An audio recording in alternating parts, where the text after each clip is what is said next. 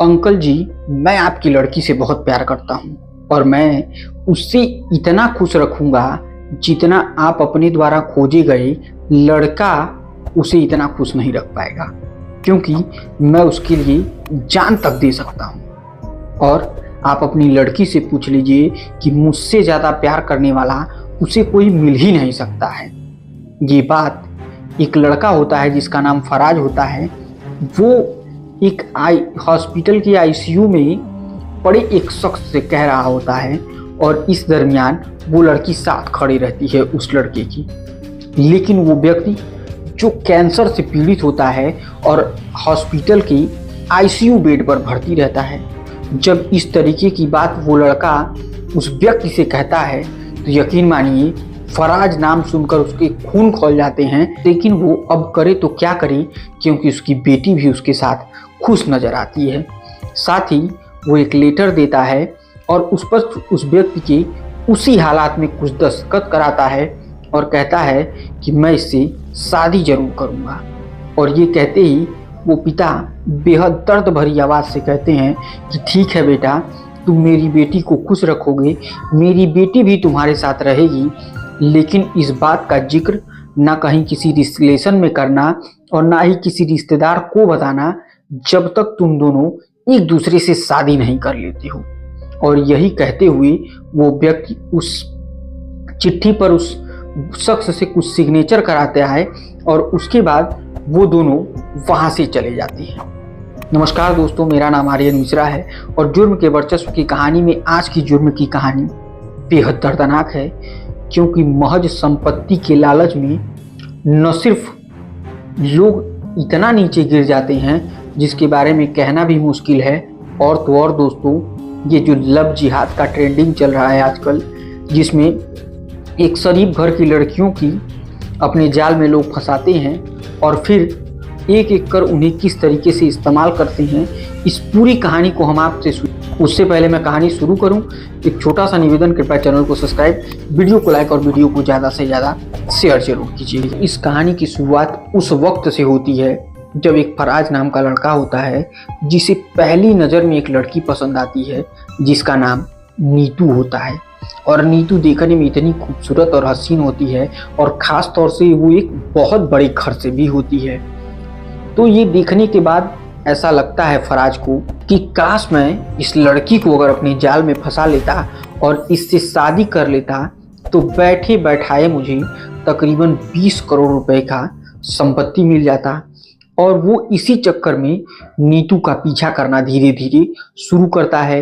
अब ये पीछा जैसे जैसे वो शुरू करता है तो वो इसमें ये देखता है कि नीतू कब जाती है, कहाँ जाती है, किस जगह पर जाती है।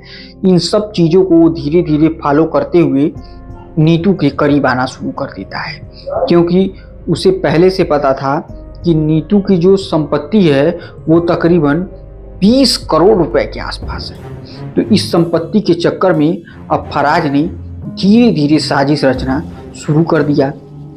यहाँ तक कि नीतू जब उससे दोस्ती बना लेती है तो वो उसे थोड़े थोड़े एक ड्रग्स होता है मंकी ड्रग्स, और इसी मंकी ड्रग्स के डोज को वो धीरे धीरे नीतू को देना शुरू करता है, क्योंकि इसके बारे में एक्चुअल जो जानकारी थी वो नीतू को अभी थी नहीं कि वो ड्रग्स ले रही है। लेकिन फराज को ये बात अच्छे तरीके से पता थी कि वो उसे ड्रग्स देगा, फिर धीरे धीरे उस ड्रग्स के लालच में आ जाएगी और उसे जब तलब लगेगा तो हार मान कर उसे किसी कीमत पर आना पड़ेगा फराज के पास, क्योंकि उसे वो ड्रग्स चाहिए। और वो ड्रग्स देते देते नीतू को इस कदर ड्रग्स का एडिक्ट बना देता है कि अब नीतू के साथ वो उस ड्रग्स देने के नाम पर शारीरिक संबंध बनाना शुरू कर देता है। और शारीरिक संबंध भी कुछ इस कदर बनाता है, चूंकि नीतू नशे में रहती है, उसे पता नहीं चलता है कि उसके साथ कौन क्या कर रहा है, क्या नहीं कर रहा है। अब धीरे धीरे जैसे जैसे शारीरिक संबंध बनते जाते तो नीतू को फराज ने प्रेग्नेंट कर दिया।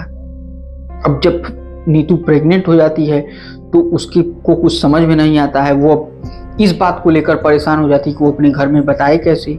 इस पर फराज उसे डराता है, धमकाता है, समझाता है, कहता है कि मैं तुमसे प्यार करता हूँ और तुम परेशान ना हो, तुम चलो मैं तुम्हारा एबॉर्शन करा देता हूँ। और नीतू का फिर से एबॉर्शन करा दिया। लेकिन अब जो एक मामला और फंसता है, वो कहता है कि देखो नीतू, मैंने तुम्हारी इतनी मदद की, लेकिन तुम मुझसे प्यार करती हो ना? तो वो कहती कि हाँ, मैं तुमसे प्यार करती हूँ, क्योंकि उसे ड्रग्स लेना भी था। तो वो कहता है कि तुम परेशान ना हो, मेरे ऊपर थोड़े से कर्जे हैं यार, अगर तुम मेरी मदद कर देती तो वो मेरे कर्जे निपट जाती। तो कहती है कि बताओ तुम्हारे ऊपर कितने पैसे हैं? तो कहता है कि मेरे ऊपर 6.5 से 7.5 लाख रुपए के आसपास मेरे ऊपर कर्जे भी हो गए हैं। अब उसने क्या किया कि ये सारे पैसे नीतू से ऐंठने शुरू किए और वो उसे दबाव बनाते बनाते उससे तकरीबन 6.5 से 7 लाख रुपए, अच्छा खासा रकम ऐंठ लेता है कर्जे निपटाने के चक्कर में। और जैसे जैसे उसके सारे कर्जे निपट जाते हैं, तो अब जो होता है, अब वो नीतू को पूरी तरीके से अपने जाल में फंसा लेता है। अब नीतू को हिंदू धर्म छोड़ करके मुस्लिम धर्म कबूल करने के पर इसके रास्ते बताने लगता है कि मुस्लिम धर्म में ये होता है, मुस्लिम धर्म में वो होता है, बाकी सब लोग ऐसे हैं, गंदे हैं, ये है वो है। ये पूरी कहानी वो रचने के बाद नीतू को वो सीधे सीधे धर्म परिवर्तन की बात बताता है। लेकिन अब चूंकि वो फराज से प्यार कर चुकी थी, तो उसकी बात भी मानना जरूरी था। अब वो इस तरीके की उसे व्हाट्सएप ग्रुप शेयर करता, जिसमें इस्लाम के बारे में सिखाया जाता, इस्लाम के हर एक खूबियों के बारे में बताया जाता, जिंदगी के जो भी पल इस्लाम से जुड़े हुए हैं, जो आजकल रिलेट कर रहे हैं, वो सारी बात, सारी अच्छाइयाँ इस्लाम का वो उसे समझाना शुरू कर देता है। इधर नीतू भी उन बातों को मान करके अपने ही घर में धीरे धीरे नमाज पढ़ना शुरू कर देती है। लेकिन घर वाले इससे बिल्कुल बेखबर होते हैं, उन्हें तो पता ही नहीं होता है कि मेरी बेटी अब नमाज भी सीख चुकी है। अब वो भी ला इलाहा इल्लल्लाह मुहम्मद रसूलुल्लाह पढ़ रही है घर ही के अंदर, वो भी हिंदू होती हुई। घर वालों को ये बिल्कुल नहीं पता था। लेकिन जब जब बेटी दरवाजा बंद करती तो थोड़ा सा शक जरूर होता घर वालों को कि आखिर बेटी दरवाजा बार बार क्यों बंद कर ले रही है। एक दिन अचानक से उनके पिता ने दरवाजा खोल दिया। अब जैसे ही दरवाजा खोला तो देखा कि नीतू जो है सामने नमाज पढ़ रही है। ये देखने के बाद घर वाले और चौंक जाते हैं। अब यहीं उसके पिता को इतना तगड़ा सदमा लगा कि वो तुरंत वहीं गिरता है अपनी बेटी को नमाज पढ़ते हुए और सीधे बेहोश हो जाता है। उधर वो कैंसर का पेशेंट भी था अलग से।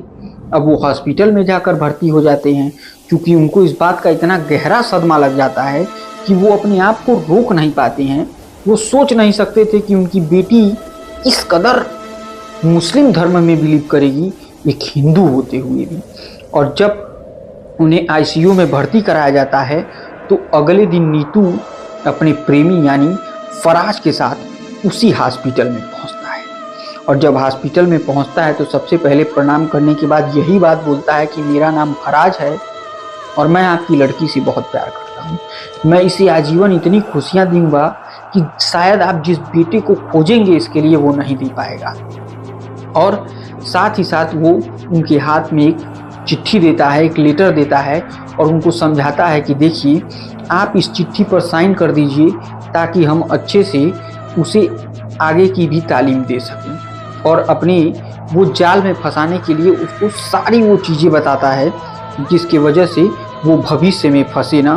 और साथ साथ उस चिट्ठी में यानी स्टैम्प पेपर पर यह भी लिखवाता है कि मुझे इस शादी से कोई आपत्ति भी नहीं है। उनसे साइन करा लिया। अब साइन कराने के बाद पिता भी कुछ नहीं कर सकते थे, लेकिन उसे शादी तो करनी नहीं थी। इसीलिए उसने एक शर्त रखी नीतू से कि तुमसे मैं शादी करूँगा। उसी दरमियान वो उसे अपने जाल में फंसा कर रखता था। 24 नवंबर को फराज ने नीतू को अपने पिता के साथ गाजियाबाद के कौशाम्बी इलाके में स्थित रेडिसन ब्लू होटल में बुलाता है और कहता है, यहाँ फराज की फैमिली पहले से ही मौजूद रहती है, और कहता है कि अब तुम अपने पिता से बात करो। और उन्हें वो बिल्कुल भरोसे में लेता है कि मैं आपकी बेटी से 5 दिसंबर को, इसी 5 दिसंबर 2024 को कोर्ट मैरिज शादी करूँगा। और वो 5 दिसंबर को जब नीतू से शादी करने नहीं आता है तो कहता है कि पहले तुम्हारी जितनी प्रॉपर्टी है वो मेरे नाम कराओ, फिर मैं तुमसे शादी करूँगा। ये बात सुनते ही वो बेहद खफा हो जाती है नीतू, और वो बार बार अपने पिता से 10 दिसंबर तक कहती है कि पिताजी, मेरे साथ फराज ने बहुत बड़ा धोखा किया है, मुझे उसके प्यार के जाल में नहीं फंसना चाहिए था। अब वो मुझसे कह रहा है कि मुझे संपत्ति दो, तभी मैं तुमसे शादी करूंगा, और मैं तुमसे कोई प्यार वार नहीं करता था। ये बात सुन करके नीतू के पिता और नीतू दोनों परेशान हो जाते हैं। अब दिन आता है 10 दिसंबर, जब ये पूरी बात नीतू ने अपने पिता को बताई थी, और उसने लास्ट बात ये भी कहा था कि फराज ने हमारी भावनाओं से खेला है बहुत बुरी तरीके से, और फराज ने मेरा बहुत गलत उपयोग किया है। ये कहते ही वो 11 दिसंबर को अपने खुद के घर में के कमरे में आग लगा लेती है, अपने ऊपर केरोसिन का तेल डालकर, और मर जाती है। इसी दरमियान जब ये घटना को उनके पिता देखते हैं तो इस पूरे मामले को लेकर पुलिस थाने में जाते हैं कि FIR दर्ज कराते हैं। पुलिस आती है, पूरे मामले की जांच पड़ताल करती है।